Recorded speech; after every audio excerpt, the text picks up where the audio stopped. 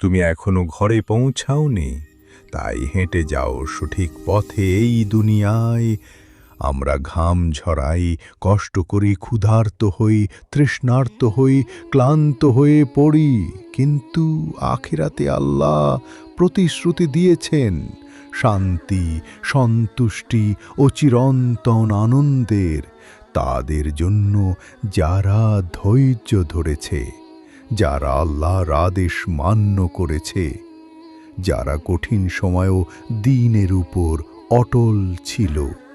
জান্নাতে থাকবে বিশুদ্ধ পানির নদী, দুধের নদী, যা কখনো নষ্ট হয় না।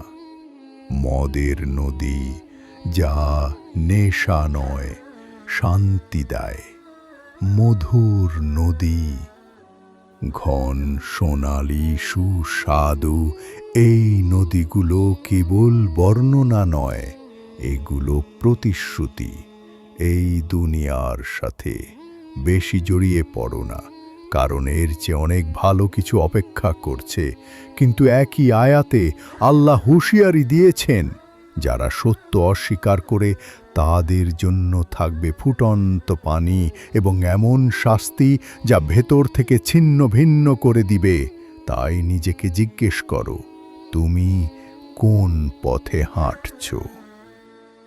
যখন দুনিয়ার জীবন শুকনো, কঠিন আর তিক্ত মনে হয়, তখন মনে রাখো, মিষ্টতা ভরা নদীগুলো প্রস্তুত হচ্ছে যদি তুমি সঠিক পথে থাকো।